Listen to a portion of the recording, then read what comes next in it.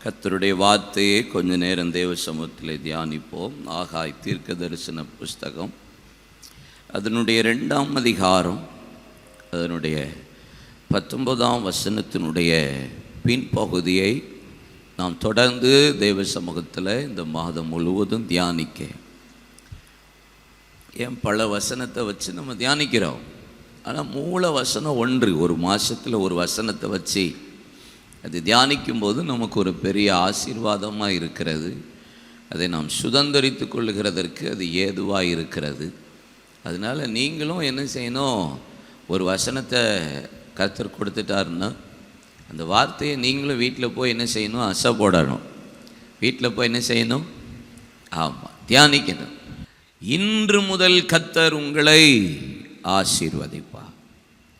யாரை கர்த்தர் ஆசீர்வதிப்பார் என்று சொல்லி ஒவ்வொரு வாக்குத்தத்தங்களா நம்ம தியானிக்கிறோம்.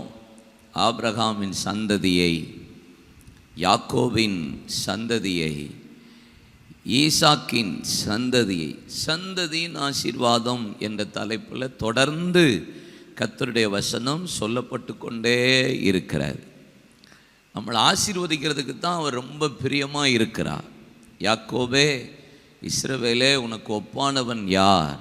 நீ கர்த்தரால் ஆசீர்வதிக்கப்பட்டவன், கர்த்தரால் நீ ஆசீர்வதிக்கப்பட்டவன். இஸ்ரவேலே, யாக்கோபே, நீ பாக்கியவான். பாக்கியவான் என்ன, பொறாமைப்படத்தக்கவன், ஆசீர்வதிக்கப்பட்டவன் என்று அர்த்தம். அப்புறம் நம்மளை பாக்கியவான் பாக்கியவதின்னு சொன்னாலே நம்ம எல்லாம் ஆசீர்வாதமான பிள்ளைகள் என்று அர்த்தம். இந்த உலகத்தில் ஆசீர்வாதம்னு சொன்னால் எல்லாருக்கும் முதல்ல கண்ணுக்கு முன்னாடி வர்றது மெட்டீரியல் பிளெஸ்ஸிங் தான் மேக்சிமம் வருது. ஒரு காரு, வீடு, நல்ல செழிப்பான பிஸ்னஸ் இருந்தால் அதுதான் ஆசீர்வாதம்னு இந்த உலகம், பிசாசு நமக்கு முன்னாடி நிறுத்தி வைத்து விட்டது. இயேசு அவர் 40 நாள் இரவும் பகலும் உபவாசம் பண்ணும்படி ஆவியானவரால் வனாந்திரத்துக்கு கொண்டு போகப்பட்டார், பிசாசினால் சோதிக்கப்பட. அப்போ பிசாசு 3 சோதனையை கொண்டு வந்தான். ஒன்று சொன்னா, நீ இந்த கல்லுகளை அப்பமாய் மாற்றி சாப்பிடும், பசியாக இருக்கிறீர்ல. ஆண்டவருடைய வார்த்தையை சொல்றார், தேவன் மனுஷன் அப்பத்தினால் மாத்திரமல்ல, தேவனுடைய வாயிலிருந்து புறப்படுகிற ஒவ்வொரு வார்த்தையினாலும் பிழைப்பார். சரி, நீர் மேலிருந்து கீழே குதியும், உம்முடைய தூதர்கள் உம்மை தாங்கிக் கொள்வார்களே, பாதம் கல்லில் இடராது படிக்கின்று. அவனும் பைபிள் வசனத்தை கொண்டு தான் நம்மகிட்ட வர்றான். இயேசு சொல்லுகிறார், தேவனை நீ பரீட்சை பாராதிருப்பாயாக. முழு உலகத்தையும் காமிச்சிட்டு அவன் சொன்ன ஒரு வார்த்தை, நீ என்னை தாள வணங்கி பணிந்து கொள், இந்த முழு உலகத்தையும் ராஜ்யத்தையும் நான் உனக்கே தந்துடுறேன்ப்பா. அப்போது பிசாசாலையும் ஆசீர்வதிக்க முடியும், பிசாசும் பணத்தை கொடுக்க முடியும், பிசாசும் ஐஸ்வர்யத்தை கொடுக்க முடியும். ஆனால் கர்த்தருடைய பிள்ளைகளாகிய நமக்கும் இந்த உலகத்தானுக்கும் வித்தியாசம் என்ன? மெட்டீரியல் பிளெஸ்ஸிங், உலக ஆசீர்வாதம் மாத்திரம் ஆசீர்வாதம் இல்லை, அது ஒரு பார்ட்டு தான், அது ஒரு பங்கு தான். நம்ம தேவைக்கு பணம், பணம் எல்லாவற்றுக்கும் உதவும். பொருள் தேவை, பணம் தேவை, எல்லாம் தேவை. ஆனால் அது நம் தேவைக்கு தான்.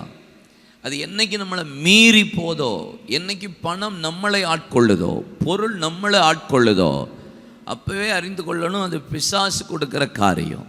கர்த்தரின் ஆசீர்வாதம் தான் ஒரு மனிதனுக்கு ஐஸ்வர்யத்தை தரும். அதில் வேதனையே இருக்காது, அதில் குழப்பம் இருக்காது, அதில் நிம்மதியான தூக்கம் இருக்கும். இல்லையா சொல்லுங்க? ஆமாம், பணம் வச்சுட்டு தூங்காதவர்கள் இருக்காங்க, பணம் வச்சுட்டு குடிச்சிட்டு தூங்குறவர்கள் இருக்கிறாங்க, மாத்திரை போட்டால் தூக்கம் வரும்னு சொல்லுகிறவர்கள் இருக்கிறார்கள். அது ஆசீர்வாதம் இல்லை. எவ்வளவு பணம் இருந்தாலும் இல்லாட்டாலும் படுத்த உடனே ஒரு தேவ மனிதர் இப்படி சொல்லுவார், படுத்துட்டு தூங்கக்கூடாது, தூங்கிட்டு படுக்கணும் பாரு. எப்படி? படுத்துட்டு தூங்கக்கூடாதான், தூங்கிட்டு படுக்கணுமா? அப்போ யாருக்கு தூக்கம் வந்தோடனே படுத்த உடனே தூங்கிடுவாங்க பார்த்துருக்கீங்களா சில ஆட்கள்லாம்? ஆமாம், எந்த நேரத்தில் பஸ்ஸில் ஏறினோடனே அந்த ஆள் பரவாயில்ல, 2வது வானம் 3வது வானம் பாஞ்சிரும். சில ஆட்களுக்கு பஸ்ஸில் ஏறினோடனே தூக்கம் வந்துடும், பெரிய கிருபை பெற்றவர்கள். ஆமாம், சிலருக்கு சர்ச்சில் வந்தோடனே தூக்கம் வந்துடும், அது ரொம்ப கிருபை. அது ஓவர் கிருபை, அதெல்லாம் கண்ட்ரோல் பண்ணவே முடியாது. சிலருக்கு மெசேஜ் ஆராதனையில் தான் நல்லாவே தூக்கம் வருது, அது என்னன்னே தெரியல. கர்த்தர் தான் அவர்களை ஆசீர்வதிக்கணும். சரி போட்டு. அப்போது உலக பிரகாரமாக ஒரு ஆசீர்வாதம் என்பது ஆசீர்வாதம் இல்லை, கர்த்தர் நம்மளை ஆசீர்வதிக்கணும். இன்று முதல் கர்த்தர் உங்களை ஆசீர்வதிப்பார். நம்முடைய ஆவிக்குரிய வாழ்க்கையில் ஆசீர்வாதம், நம்முடைய சரீரத்தில் கர்த்தர் ஆசீர்வாதம். முதல்ல ஸ்பிரிச்சுவல் ஓரியன்ட் பிளெஸ்ஸிங் தான் நமக்கு ரொம்ப முக்கியம், அதுதான் மெய்யான ஆசீர்வாதம். அப்போ ஆபிரகாமின் சந்ததியை கர்த்தர் எப்படி ஆசீர்வதித்தார், யாக்கோபின் சந்ததியை எப்படி ஆசீர்வதித்தார், அந்த சந்ததியை ஏன் ஆசீர்வதித்தார் என்பதெல்லாம் கடந்த நாட்களில் பல வார்த்தைகளை நான் உங்களோடு பேசி கொண்டிருந்தேன். இன்னைக்கு ஒரு காரியத்தை உங்கள் முன்பாக நான் வைக்க விரும்புகிறேன். ரோமர் 3ஆம் அதிகாரம் 6-9 வசனங்களை நாம் வாசிக்க கேட்போம். கலாத்தியர் 3ஆம் அதிகாரம் 6-9 வசனங்களை நாம் வாசிக்க கேட்போம். அப்படியே ஆபிரகாம் தேவனை விசுவாசித்தான், அது அவனுக்கு நீதியாக எண்ணப்பட்டது. ஆகையால் விசுவாச மார்க்கத்தார்கள் எவர்களோ, அவர்களே ஆபிரகாமின் பிள்ளைகள் என்று அறிவீர்களாக. அவங்கதான் ஆபிரகாமின் சந்ததிகள் என்று அறிவீர்களாக.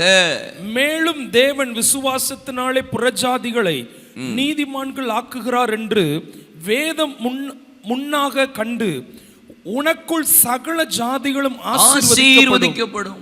ஆபிரகாமின் பிள்ளைகளுக்கு சகல ஜாதிகளும் உன்னாலே உனக்குள் ஆசீர்வதிக்கப்படும் என்று ஆபிரகாமுக்கு சுவிசேஷமாய் முன் அறிவித்தது. அந்தபடி விசுவாச மார்க்கத்தார் விசுவாசமுள்ள ஆபிரகாமுடனே ஆசீர்வதிக்கப்படுகிறார்கள். அந்தபடி விசுவாச மார்க்கத்தார் விசுவாசமுள்ள ஆபிரகாமுடனே ஆசீர்வதிக்கப்படுகிறார். ஆபிரகாமின் சந்ததி, ஆபிரகாமின் பிள்ளைகள் ஆசீர்வதிக்கப்படுறாங்க. நீங்களும் நானும் ஆபிரகாமின் சந்ததியாய் ஆபிரகாமின் பிள்ளைகளாய் இருந்தால், ஆபிரகாமுக்குள்ள விசுவாச மார்க்கத்தாராய் விசுவாசமுள்ள ஆபிரகாமுடனே சேர்ந்து, அவனோட சேர்ந்து அவனுக்கு உள்ள அவனால நீங்களும் நானும் ஆசீர்வதிக்கப்படுகிறோம் என்று போடப்பட்டிருக்கிறது. அப்படின்னா அவன் என்ன செஞ்சான்? விசுவாசிச்சான், அது அவனுக்கு நீதியாக எண்ணப்பட்டது. அவன் விசுவாச மார்க்கத்தாராக மாறினான், அவன் சந்ததியையும் கர்த்தர் ஆசீர்வதித்தார். இதைத்தான் ரோமர் 4ஆம் அதிகாரத்தில் 17ஆம் வசனத்திலிருந்து சொல்லப்படும் போது சொல்லப்பட்டிருக்கிறது. நீ அநேக ஜாதிகளுக்கு தகப்பனாவேன் என்பதை நம்புகிறதற்கு ஏதுவில்லாதிருந்தோம். அவன் நம்பிக்கையோடே விசுவாசித்தான். ஏறக்குறைய 100 வயது உள்ளவனாக இருந்த போதிலும் சரீரம் செத்து போனதையும் சாராளுடைய கர்ப்பம் செத்து போனதையும் என்னாதிருந்தான். அவன் விசுவாசத்தில் பலவீனமாக இருக்கல. வாக்கு தத்தத்தை குறித்தோ அவன் அவிசுவாசமாக சந்தேகப்படலை. வாக்கு தத்தம் பண்ணினதை நிறைவேற்ற வல்லவராய் இருக்கிறார் என்று நிச்சயமாய் நம்பி தேவனை மைமைப்படுத்தி, எல்லாரும் இணைந்து சொல்லுங்க, விசுவாசத்தில் வல்லவனானா. சொல்லுங்க, விசுவாசத்தில் வல்லவனானா.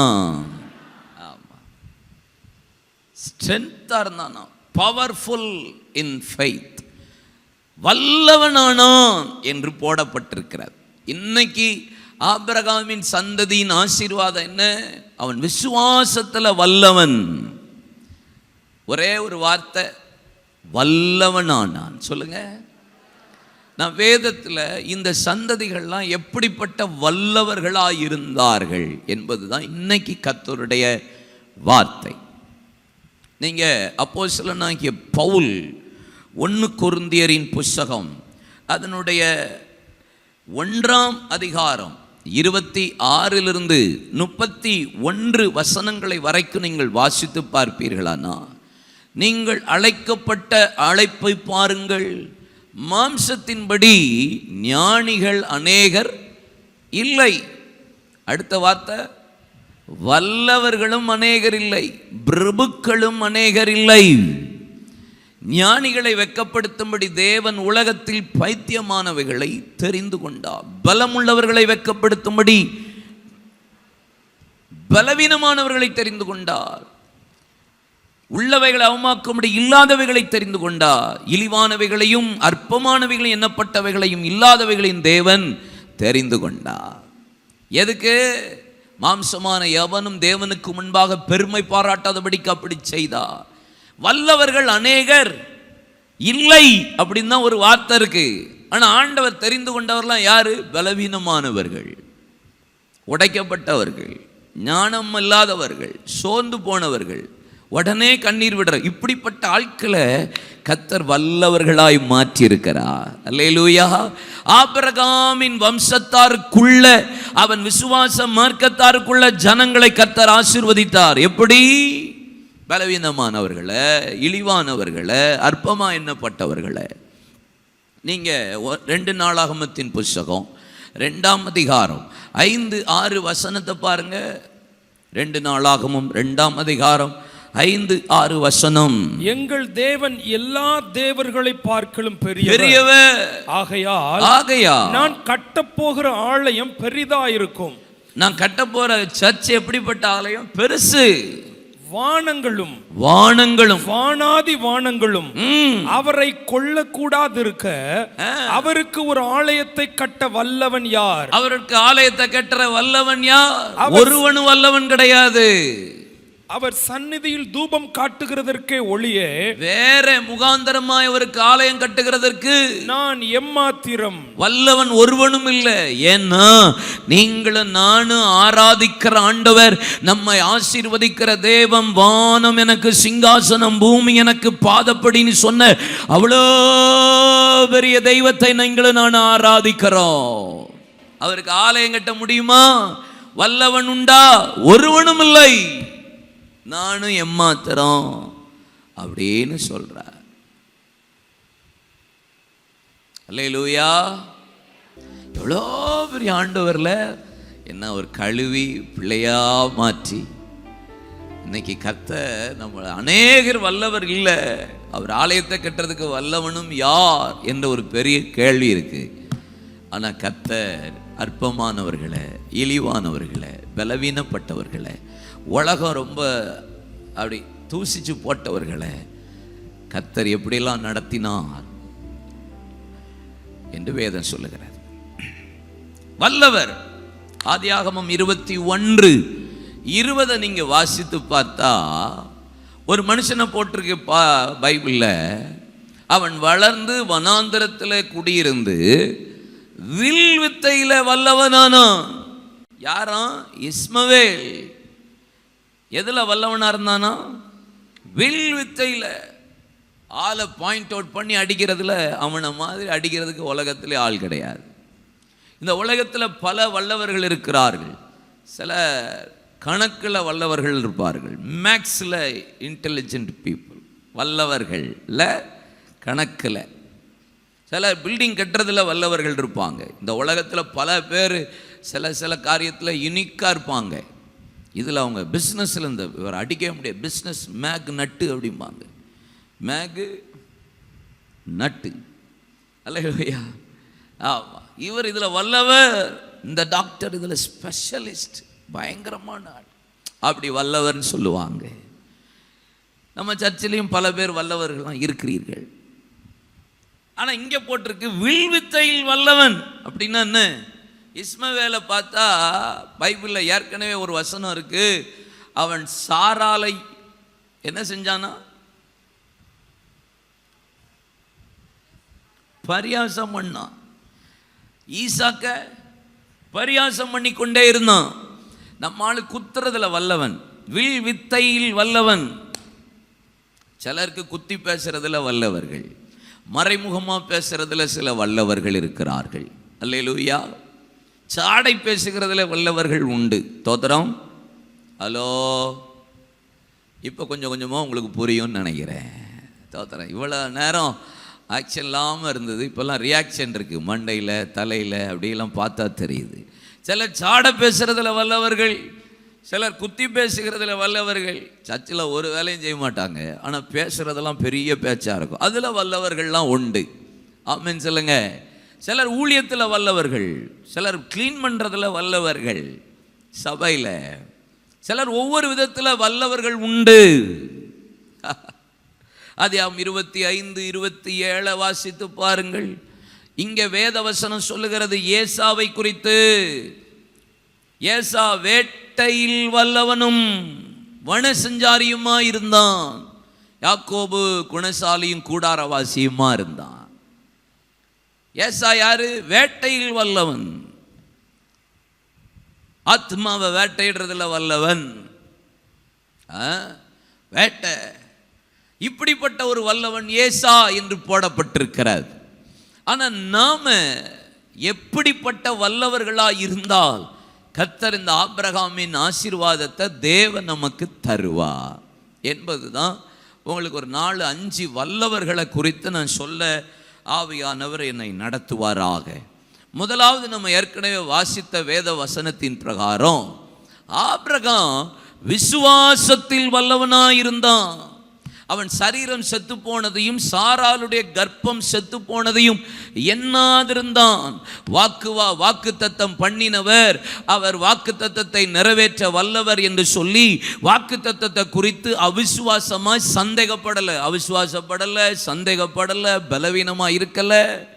என்ன வாக்கு தத்தம் பண்ணினவர் வல்லவர் என்று முழு நிச்சயமாய் எண்ணி தேவனை மகிமைப்படுத்தி, இப்ப பார்க்கிறேன், எனக்கு கண்ணில் பார்க்க முடியல, இப்ப பார்க்கிறேன், என் கண்ணால் அதை சுதந்திரிக்க முடியல, என் காதுகள் இதை கேட்கல, என் இருதயத்தில் தோன்றல, ஆனா கர்த்தர் தம்முடைய ஆவியினாலே தம்முடைய பிள்ளைகளுக்கு அதை வெளிப்படுத்தினார் என்று அங்கே 1 கொரிந்தியரின் புத்தகத்தில் 2ஆம் அதிகாரத்தில் 9ஆம் வசனத்திலிருந்து சொல்லப்பட்டபடி கண் காணல, காது கேட்கல, இருதயத்தில் தோன்றல, ஆனா ஆவியினாலே கர்த்தர் தம்முடைய பிள்ளைகளுக்கு வெளிப்படுத்துகிற தெய்வம்.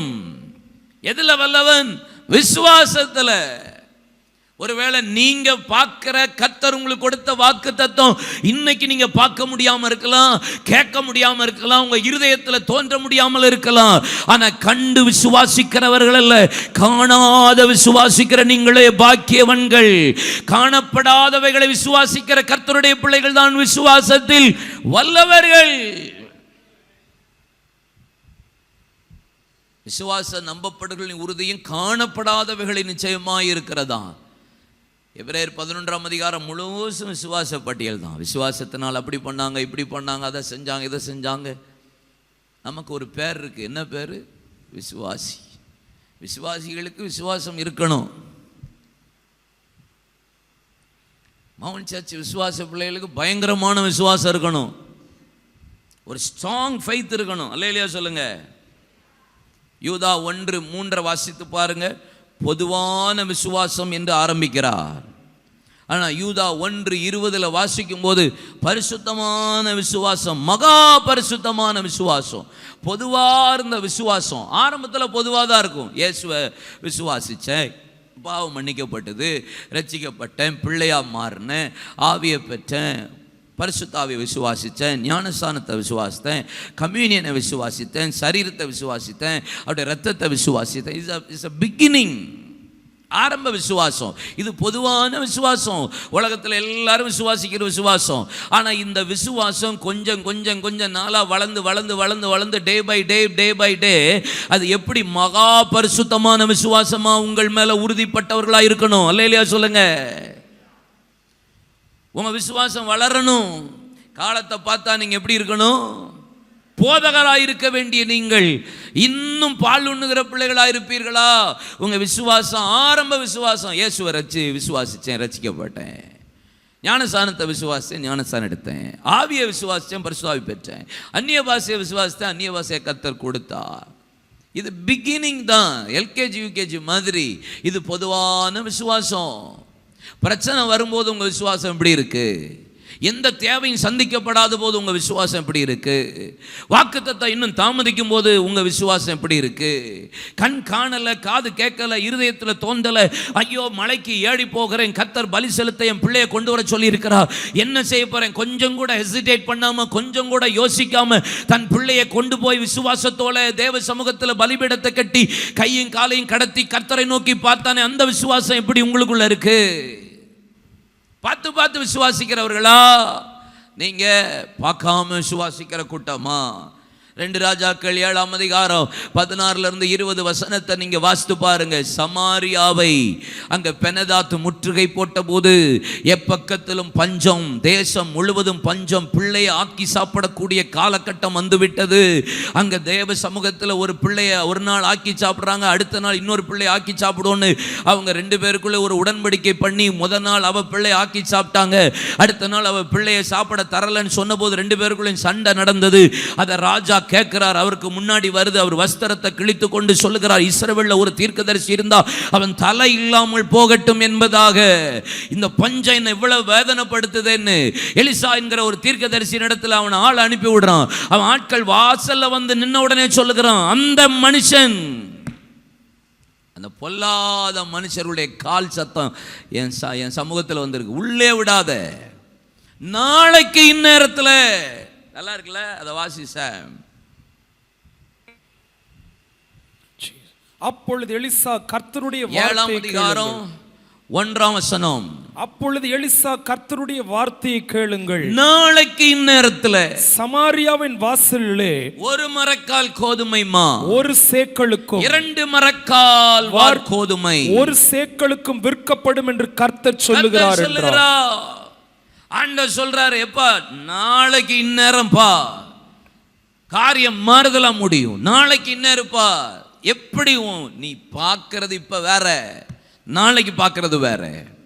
அந்த பிரதானின் தலைவன் சொன்ன வார்த்தை என்ன? அப்பொழுது ராஜாவுக்கு கையிலாக கொடுக்கிற பிரதானி தேவனுடைய மனுஷனுக்கு பிரதியுத்தரமாக, இதோ கர்த்தர் வானத்திலே மதகுகளை உண்டாக்கினாலும் இப்படி நடக்குமா என்றார். மதகுகளை திறந்தா மட்டும்தான் இது நடக்கும். அதற்கு அவன், உன்னுடைய கண்களினாலே அதை காண்பாய், ஆனாலும் அதிலே சாப்பிட மாட்டாய் என்றான். வானத்தின் மதகுகளை உண்டாக்கினாலும் இது இப்படி நடக்குமா? அதுவே திறந்தாலும் கதை நடக்காது. என்னாகமம் 11ஆம் அதிகாரத்தில் இஸ்ரவேல் ஜனங்கள் இறைச்சிக்கு இச்சையா இருந்தபோது, ஆண்டவரே நான் எப்படி கொடுப்பேன்னு சொன்னபோது, நீ 1 மாதம் அளவு இந்த ஜனங்களை நீ போஷிப்பீர் என்று சொன்னபோது, ஆண்டவரே மந்தையில் இருக்கிற ஆடு மாடுகளை அடித்தால் இதுவும் போதாதே, கடலின் மச்சத்தை கொண்டு வந்து போட்டால் இது போதாதே என்று சொன்னபோது கர்த்தருடைய வார்த்தை என்ன சொல்கிறது? என்னுடைய கை குறுகி இருக்கிறதோ, என்னுடைய வார்த்தையின்படி நடக்குமோ நடவாதோ என்பதை நீ 1 மாதம் அளவு இந்த ஜனங்கள் இறைச்சியை போஷிப்பார்கள், கொடுப்பேன், புசிப்பார்கள். ஆண்டவர் சொல்றாரு. இங்க எலிசா சொல்றாரு, எப்பா நடக்கும் பாரு, நீ பாப்ப, அனுபவிக்க மாட்டேன். பல பேருடைய வாழ்க்கை அப்படி இருக்கு. நீங்க எப்படிப்பட்ட வல்லவர்கள்? அடுத்தது வேதவசனம் சொல்லுகிறது, அதே போல சத்துருவை கர்த்தர் முறியடித்தார், அதே போல அடுத்த நாள் கர்த்தருடைய வார்த்தையின்படி 1 மரக்கால் கோதுமை 1 சேக்கலுக்கும் 2 மரக்கால் வார்கோதுமை 1 சேக்கலுக்கும் விற்கப்பட்டது. ஜனங்கள் எல்லாரும் நெருக்கினார்கள். அப்பொழுது பிரதானி ஒளிமுக வாசலில் விசாரிக்க கட்டளையிட்டிருந்தான்.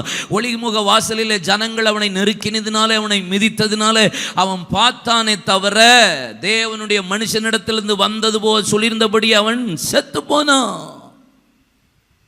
என்ன விசுவாசம் இருக்கணும் நமக்கு?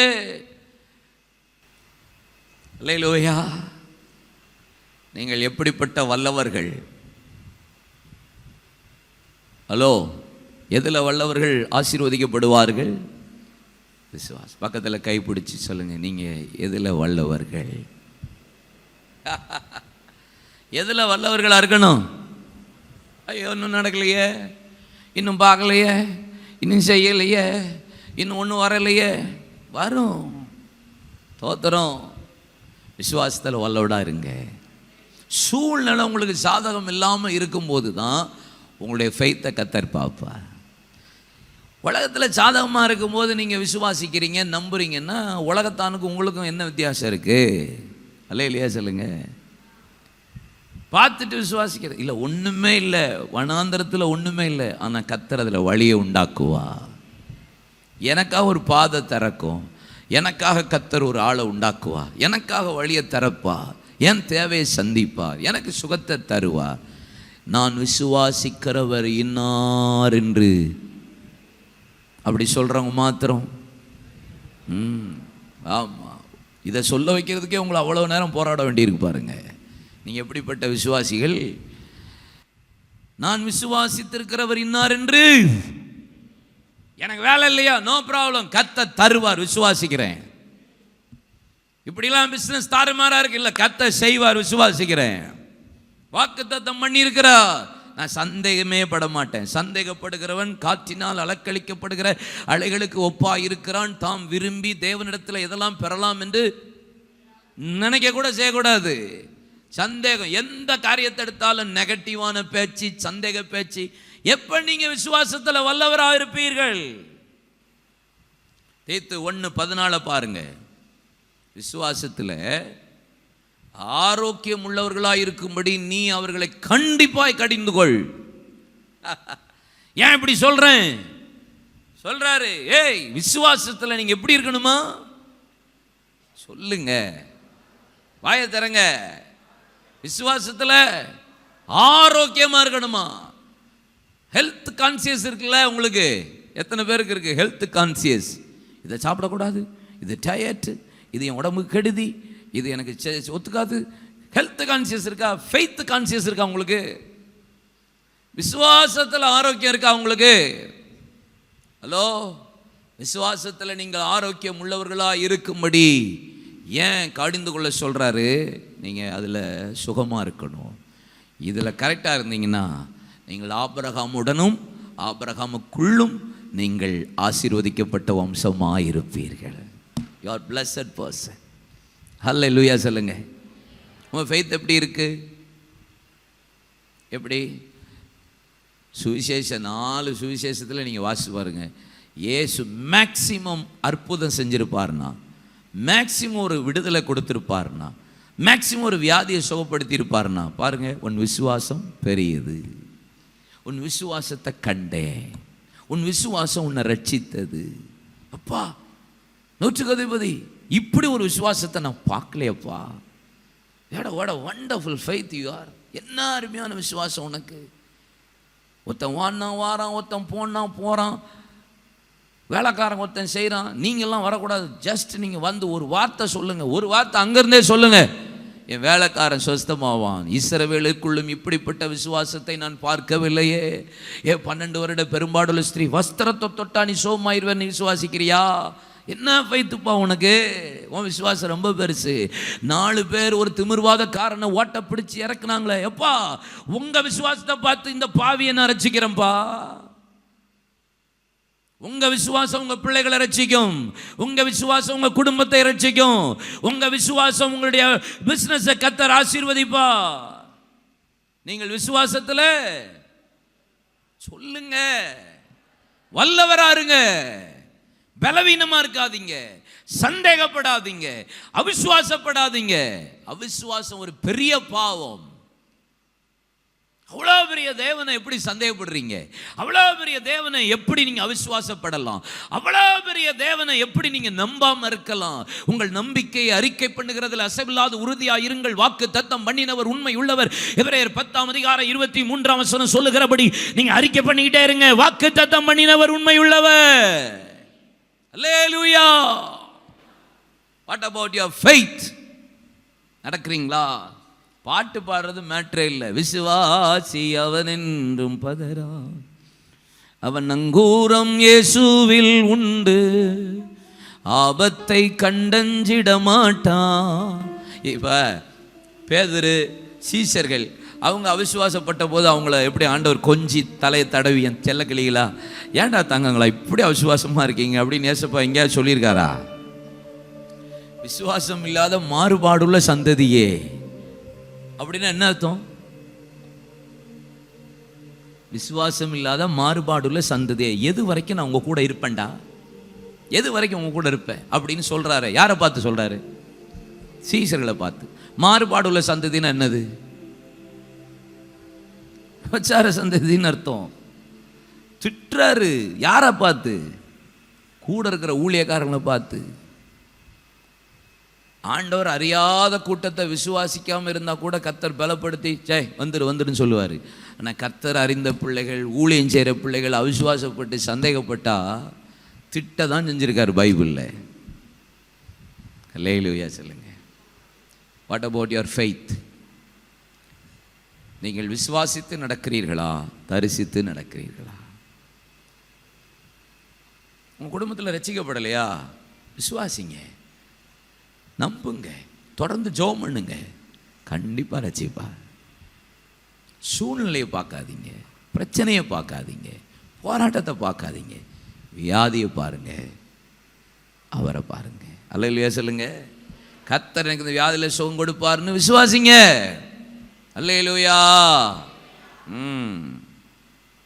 2 சாமுவேல் 23:20. விசுவாசத்தில் வல்லவராயிருந்தால் ஆபிரகாமோடு கூட நீங்கள் ஆசீர்வதிக்கப்படுவீர்கள், ஆபிரகாமுக்குள்ளும் நீங்கள் ஆசீர்வதிக்கப்பட்டவர்களாயிருப்பீர்கள். 2வது, பராக்கிரமசாலியாகிய யோய்தாவின் குமாரனும் கப்சேல் ஊரானும் ஆகிய பெனாயாவும் செய்கைகளில் வல்லவனாயிருந்தான். யாருப்பா இவன்? செய்கைகளில் வல்லவனுமாயிருந்தான். அவன் மோவாப் தேசத்தின் 2 வலிமையான சிங்கங்களை செஞ்சான். அவன் கிரியை எப்படி இருந்தது? மோவாப் தேசத்தின் 2 வலிமையான சிங்கங்களை கொன்றதுமல்லாமல், வலிமையான சிங்கங்களை கொன்றதுமல்லாமல், உறைந்த மழை காலத்தில் அவன் இறங்கி போய், அவன் ஒரு கெபிக்குள்ளே போய் கெபிக்குள்ளிருந்த ஒரு சிங்கத்தையும் கொன்று போட்டான். வலிமையான 2 சிங்கங்களை மாத்திரமல்ல, உறைந்த மலையில அந்த காலத்திலையும் கெபிக்குள்ள போய், அந்த சத்துரு இருக்கிற இடத்துக்குள்ள போய் அந்த வலிமையான சிங்கத்தையும் கொன்று போட்டான். யார் இவன்? பெனாயா. செய்கைகளிலே வல்லவனாயிருந்தான். கிரியை இல்லாத விசுவாசம் செத்தது. யாக்கோபு 2:19 சொல்லுகிறது, தேவன் ஒருவர் உண்டென்று பிசாசும் விசுவாசித்து நடுங்குகின்றதே. தேவன் ஒருவர் உண்டென்று விசுவாசிகளும் விசுவாசிக்குது, பிசாசும் விசுவாசிக்குது இல்லை. பிசாசு விசுவாசித்து நடுங்குகிறதே. எக்ஸ்ட்ராவா நம்மளை காட்டிலும் கொஞ்சம் பயம் இருக்கு பிசாசுக்கு. தோத்திரம். அல்லேலூயா. பிசாசு பெஸ்ட் பிலீவர். பக்கத்தில் திரும்பி கேளுங்க. நீங்க பிசாசு என்னதான்? The best believer. என்ன? பிசாசு தேவன் ஒருவர் உண்டென்று விசுவாசிக்கிறாய், அப்படி செய்கிறது நல்லதுதான். ஆனால் நீங்க பிசாசுகளும் விசுவாசித்து நடுங்குங்கிறது அப்படின்னா என்ன? நம்ம கொஞ்சம் எக்ஸ்ட்ராவாக காட்டணுங்கிறாரு. கிரியை இல்லை, செய்கைகளில் வல்லவனாக இருக்கணும். பெனாயா என்ன செஞ்சானா? வலிமையான 2 சிங்கங்களை கொண்டது மாத்திரமல்ல, உறைந்த மலையிலும் கெபிக்குள்ளே நுழைந்து அந்த சிங்கத்தையும் கொன்று போட்டான். உள்ள இருக்கிற சிங்கத்தையும் கொண்டு போடுகிறோம். செய்கைகளில், கிரியைகளில். ஆவி இல்லாத சரீரம் எப்படி செத்ததா இருக்கிறதோ, கிரியை இல்லாத விசுவாசமும் செத்ததா இருக்கிறது. செய்கைகளில் நீங்கள் வல்லவர்களா இருக்கணும். சத்துருவை எதுக்கிறதுல, யுத்தம் பண்றதுல. அல்லேலூயா. 2 சாமுவேல் 23:21.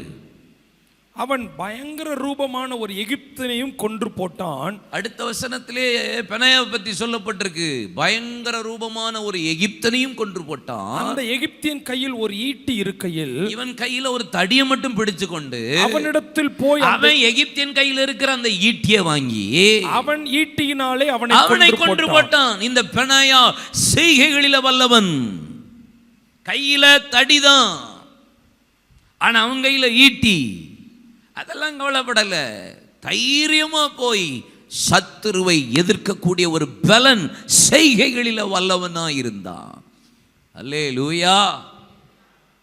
நீதிமொழிகள் 31:31. அவளது கைகளின் பலனை அவளுக்கு கொடுங்கள், அவளுடைய செய்கைகளின் வாசல்கள் அவளை புகழ கடவுது. எது புகழ்ச்சி வரும்? எது கனத்தை கொண்டு வரும்? எது ஆசீர்வாதத்தை கொண்டு வரும்? செய்கைகளின் பலன். 2 யோவான் 8ஆம் வசனம் சொல்லுகிறது, உன் செய்கைக்கு தக்க பலனை நீங்கள் இழந்து போகாதபடி பூரண பலனை பெறும்படி நீங்கள் எச்சரிக்கையாயிருங்கள். உங்கள் செய்கைக்கு தக்க பலன் பூரணமா இருக்கணும். கிரியை, செய்கை, ஆக்டிவிட்டி ரொம்ப முக்கியம். நான் விசுவாசிக்கிறேன் சொல்லால் வேலையை செய்யறது கிடையாது. விசுவாசிக்கிறேன் சொல்லால் ஜெபிக்கிறதே கிடையாது. விசுவாசிக்கிறேன் ஊழியமே செய்யறது கிடையாது.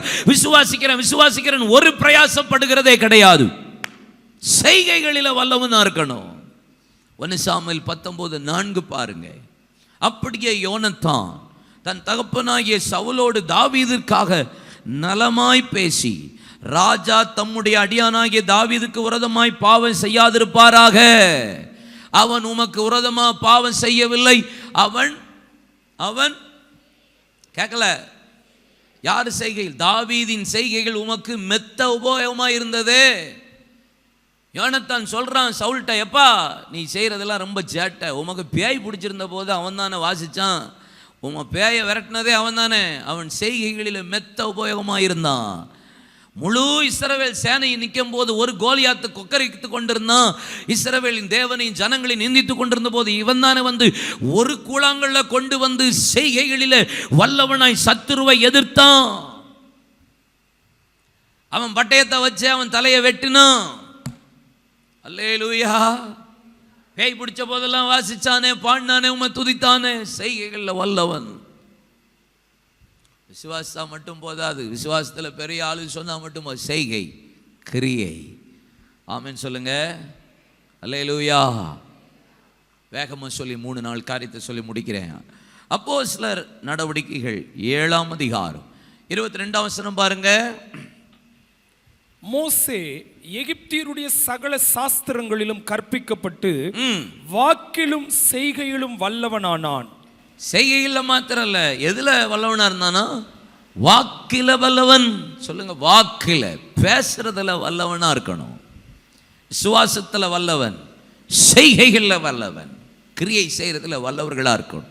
ஆபிரகாமுக்குள்ளும் ஆபிரகாமோடு கூட கர்த்தர் உங்களை ஆசீர்வதிப்பார். இன்று முதல் கர்த்தர் உங்களை ஆசீர்வதிப்பார். பலவீனமா இருக்காதீங்க, சந்தேகப்படாதீங்க, அவிசுவாசமா எண்ணாதீங்க. விசுவாசத்துல வல்லமா இருங்க, வல்லவர்களா இருங்க. பார்த்து நம்பாதீங்க. உலகம் சொல்லும் இதுதான், இல்லை இதில் என்ன இருக்குது, ஒன்றுமே இல்லையே, எப்படி நீங்கள் நம்புறீங்க? இல்லை, நான் விசுவாசிக்கிறவர் இன்னார் என்று அறிந்திருக்கிறேன். நம்புங்க, நடக்கும், வாய்க்கும், கிடைக்கும், வழி திறக்கும், அற்புதம் செய்வா, சுகம் கிடைக்கும், பிள்ளைய தருவா, திருமணத்தை வாய்க்க பண்ணுவார், கடன் பிரச்சனை மாறும். விசுவாசிங்க, என் குடும்பம் ரட்சிக்கப்படும். நம்புங்க. எபேசியர் 6:20 வாசித்து பாருங்க. தைரியமாய் என் வாயை திறந்து சுவிசேஷத்தின் ரகசியத்தை அறிவிக்கிறதற்கு வாக்கு எனக்கு கொடுக்கப்படும்படி எனக்காக விண்ணப்பம் பண்ணுங்கள். பேசணும். வாக்கில் வல்லவன்னா வாயை எதுக்கு கர்த்தர் கொடுத்துருக்காரு? கர்த்தரை துதிக்க. வாக்கு வேணும். எதுக்கு? சுவிசேஷம் சொல்ல. சண்டை போடுறதுக்குள்ள வரிஞ்சு கட்டி அடுத்த ஆள் கூட சண்டை போடுறதுக்கு நமக்கு வாக்கு வல்லமை தேவையில்லை. சண்டை வரும்போது அமைதியாக பேரணும். மற்றவங்க கூட பஞ்சாயத்துக்கே பேசவே கூடாது. வாக்குவாதம் பண்ண வராங்களா, க்ளோஸ் த டோர். அல்லேலூயா. சண்டை போடுறதுக்கு வாக்கு வல்லமை நமக்கு தேவையா? அடுத்தவங்கள பேசுறதுக்கு வாக்கு வல்லமை தேவையா?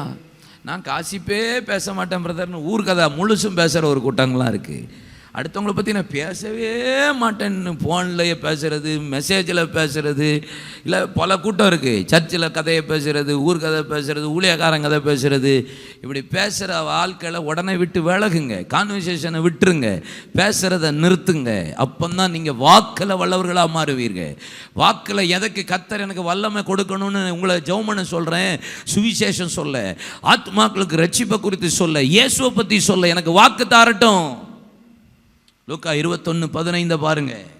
உங்களை விரோதிக்கிறவர்கள் ஒருவனும் எதிர்பேசவும் எதிர்த்து நிற்கவும் கூடாத வாக்கையும் ஞானத்தை நான் உங்களுக்கு கொடுப்பேன். அப்படிப்பட்ட வாக்கை கேளுங்க.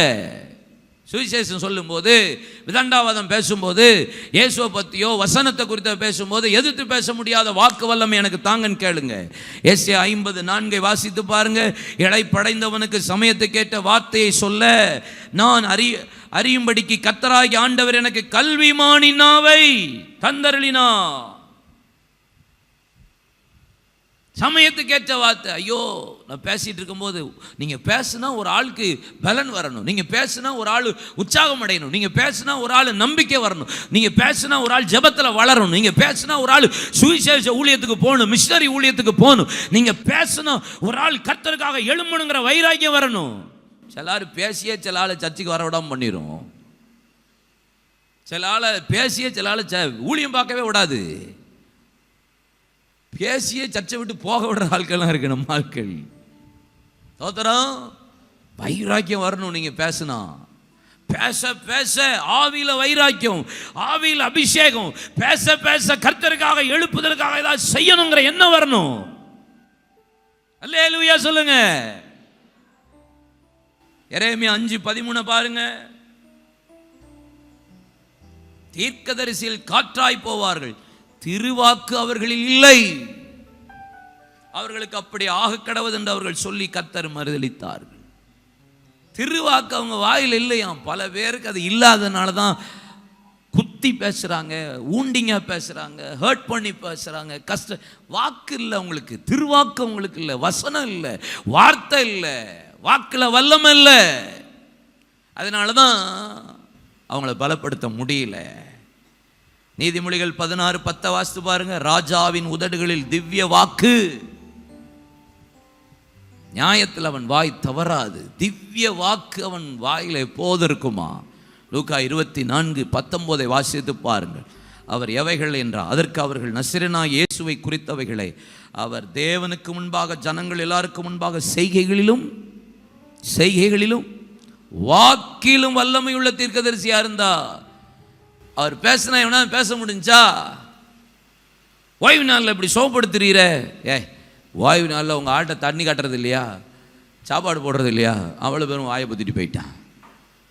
இப்படி ஓய்வு நாளில் அற்புதம் செஞ்சு, இதுக்கு தானப்பா கர்த்தர் என்னை கொண்டு வந்திருக்கிறேன், இதுக்கு தானே பிதா என்ன அனுப்பியிருக்கிறார். எதில் இருக்கணும்? வாக்கில். சமயத்துக்கு ஏற்ற வார்த்தை, ரெஸ்பான்ஸ் பண்ணுறதுக்குரிய வாக்கில் வல்லமையாக இருக்கணும். எந்த இடத்துல எதை பேசணும். நம்ம ஆட்களுக்கு வியாதி உள்ளவனுக்கு சுவிசேஷம் சொல்ல தெரியும். ஒரு டெக்னிக்கலாக பேசுகிற ஆள்களுக்கு மருவத்துறை சொல்லுங்கள், நம்ம ஆட்களுக்கு தெரியாது. அதுக்கு நமக்கு ஒரு டீச்சிங் கொடுக்க வேண்டியிருக்கு. இன்டலெக்சுவலாக பேச தெரியணும்ல கர்த்தருடைய பிள்ளைகளுக்கு. வாக்கு வல்லமை, எனக்கு ஞானி, அந்த ஞானம் தெரியணுமா இல்லையா? கேளுங்க, அப்போ தான் நீங்கள் ஆசீர்வதிக்கப்படுவீங்க. அப்போஸ்தலர் நடவடிக்கைகள் 18:24 வேகமாக 3-4 வார்த்தையை மட்டும் சொல்லி முடிக்கிறேன். அப்போது அலெக்சாந்திரியா பட்டணத்தில் பிறந்தவனும் சாதுரியவானும் வேதாகமங்களில் வல்லவனுமான அப்பொல்லோ என்னும் பெயர் கொண்ட ஒரு யூதன் எபேசு பட்டணத்துக்கு வந்தான். யாரா இவன்? வேதாகமத்தில் வல்லவன். வசனம் தெரியுங்க அவனுக்கு, வசனம் பிரசங்கிக்க தெரியும், ஜபத்தில் வசனத்தை உபயோகப்படுத்த தெரியும், பைபிளில் ஒரு வசனம் சொன்னா டக்குன்னு இதுன்னு எடுக்க தெரியும். சர்ச்சைக்கு வந்தா பைபிளை மூடிட்டு உட்கார தெரியாது, கொண்டு வர்றதுக்கு இல்லை, பைபிள் திறந்து பார்க்கணும், வசனத்தை வாசிக்கணும், தியானிக்கணும், பிரசங்கிக்க தெரியணும். வேதாகமத்தில் வல்லவன். கலங்கள் தானியத்தால் நிரம்பினது போல இந்த களஞ்சியம் வேத வசனத்தினால் நிரம்பி இருக்கணும். இருதயம் என்கிற களஞ்சியம் வசனத்தினால் நிரம்பி இருக்கணும். இருதயத்தில் டக்கு டக்குன்னு சமயத்துக்கு ஏற்ற வார்த்தையை போட்டு போட்டு அப்படி டக்கு டக்குன்னு சொல்ல தெரியணும். வசனம் படிச்சுட்டே இருந்தா தானே வார்த்தை வந்துகிட்டே இருக்கும். உள்ள நிரம்பி இருந்தா தானே மனப்பாடமா வரும். அப்போஸ்தலர் 17:11 அந்த பட்டணத்தார் மனோவாஞ்சையாய் வசனத்தை ஏற்றுக்கொண்டு காரியம் இப்படி இருக்கிறதா என்று தினந்தோறும் வேத வாக்கியங்களை ஆராய்ந்து பார்த்ததினால் தெசலோனிக்கேயர் பட்டணங்களை காட்டிலும் அவர்கள் நற்குணசாலிகளாய் இருந்தார்கள். வசனத்தை வாசிக்க வாசிக்க தான் கேரக்டர் டிரான்ஸ்ஃபர்மேஷன் வரும். வேதாகமத்தில் வல்லவர்களா இருங்க. 1 கொரிந்தியர் 14:34 வாசித்து பாருங்க. சபைகளிலே பெண்கள் பேசுகிறதற்கு இடம் இல்லை என்று வேத வசனமும் அப்படியே சொல்லுகிறது. அப்ப சர்ச்சில் பைபிள் பெண்கள் பிரசங்க இடத்துல பிரசங்கம் பண்ணக்கூடாதா, ஆராதிக்க கூடாதா? அது கிடையாது. அதை இங்கே பவுல் சொல்லலை. நீங்கள் பிரசங்கிக்கணும், நான் உங்களுக்கு இடம் கொடுக்குறேன். ஆராதிக்கணும். நீங்கள் வந்து ஆராதிங்க, பாட்டு பாடணும், நீங்கள் சாட்சி சொல்லணும். 2 தீமோத்தேயு 3:14 வாசித்து பாருங்கள். கிறிஸ்து இயேசுவை பற்றும் விசுவாசத்தினாலே உன்னை ரட்சிப்புக்கேற்ற ஞானம் உள்ளவனாக்கத்தக்க பரிசுத்த வேத எழுத்துக்களை நீ சிறு வயது முதல் அறிந்தவன் என்று உனக்கு தெரியும். அதனால ஜாக்கிரதையா நீ பிரசங்கம் பண்ணு தீமோத்தேயு. தீத்து 3:10 பாருங்க. வேத புரட்டனாகிய ஒருவனுக்கு நீ 2 தரம் புத்தி சொன்ன பின்பு அவனை விட்டு விலகு. இன்னைக்கு வேத புரட்டர்கள் அதிகமாயிட்டாங்க. அப்போ பைபிள் வசனம் தெரிஞ்சாதான் அதை நீங்க எதிர்கொள்ள முடியும். 2 பேதுரு 1:20 வாசித்து பாருங்க. 2 பேதுரு 2:1 வாசித்து பாருங்கள். கள்ள தீர்க்கதரிசிகளும் ஜனங்களுக்குள்ள இருந்தார்கள், அப்படியே உங்களுக்குள்ளும் கள்ள போதகர்கள் இருப்பார்கள். அவர்கள் கேட்டுக்கேதுவான வேத புரட்டுகளை தந்திரமாய் நுழைய பண்ணி தங்களை கிரயத்துக்கு கொண்ட ஆண்டவரை மறுதலித்து தங்களுக்கு தீவிரமான அழிவை வருவித்துக் கொள்ளுவார்கள். வேத புரட்டர்கள் இருப்பார்கள், இன்னைக்கு இருக்கிறாங்க. உங்களுக்கு வேதத்துல நீங்க வல்லவரா இருந்தா தான் எந்த இடத்துல எந்த வசனம் சொல்லி இருக்குன்னு சொல்ல தெரியணும்ல, இல்லையா? அல்லேலூயா. மரணமும் ஜீவனும், இந்த வசனம் ஜீவன் உள்ளதுன்னா இந்த வார்த்தையை உங்க நாவல யூஸ் பண்ணீங்கன்னா தான் ஜெயிக்க முடியும். வசனமே தெரியாம பிரச்சனை நேரத்தில் எந்த வசனத்தை யூஸ் பண்ணுவீங்க? வியாதி நேரத்தில் எந்த வசனத்தை யூஸ் பண்ணுவீங்க? பலவீனமான நேரத்தில் எந்த வசனத்தை யூஸ் பண்ணுவீங்க? போராட்டம் வரும்போது எந்த வசனத்தை உபயோகப்படுத்தணும்? இயேசு எல்லாவற்றிலும் வசனத்தை கொண்டு தான் ஜெயித்தார். வசனத்தை கொண்டு தான் ஜெயித்தார். சும்மா ஜெபம் பண்ணிடக்கூடாது. Use the word of God. வசனத்தை உபயோகப்படுத்துங்க. பிள்ளைகளை வசனம் படிக்க வைங்க. நான் உங்களுக்கு அடிக்கடி சொல்லியிருக்கேன். இன்னைக்கு கடந்த பரிசுத்தவான்கள் உலகத்தை, இன்னைக்கு இந்தியா முழுவதும் ஊழியத்தை வச்சிருக்கிற பெரிய பெரிய தேவ மனிதர்கள் எல்லாரும் வசனத்துக்கு காலையில் முக்கியத்துவம் கொடுத்தாங்க. எழும்பி வசனம் வாசித்து மனப்பாடம் பண்ணி அதை எழுதி காமிச்சதுனால தான் இன்னைக்கு அவ்வளவு அவங்க பிரசங்கம். பேசிக்கிட்டே இருங்க வசனத்தை. வசனத்தை பற்றி பேசுங்க. வசனத்தை வீட்டில் சொல்லுங்க. சந்தேகம் இருந்தால் வீட்டில் உட்காந்து பேசுங்க வசனத்தை பற்றி. கடைசியாக ஒன்று சொல்றட்டா, முடிச்சிடுறேன். எபிரேயர் 11:34 வாசிக்கலாம். அக்கினியின் உக்கிரத்தை அவித்தார்கள், அக்கினியின் உக்கிரத்தை அவித்தார்கள். பட்டய கருக்குக்கு தப்பினார்கள், பலவீனத்தில் பலன் கொண்டார்கள், யுத்தத்தில் வல்லவர்கள் ஆனார்கள். எதுல வல்லவர்கள்? யுத்தத்தில் வல்லவர்கள். எதுல வல்லவர்களா நீங்க இருக்கணும்? யுத்தத்தில். தீத்து 1:9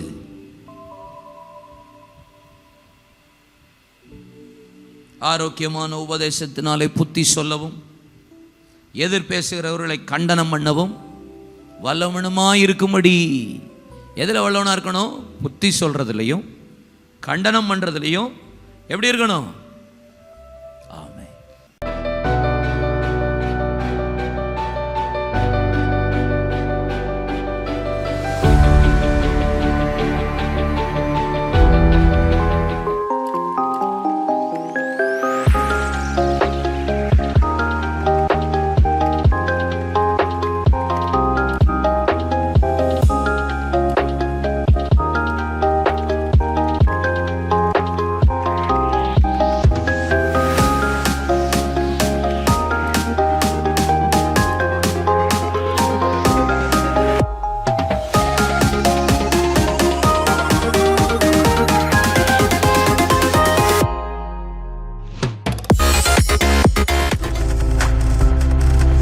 நீங்கள் பார்த்துக் கொண்டிருப்பது உங்கள் ஜாய் டிவி. உங்கள் துக்கம் சந்தோஷமாய் மாறும்.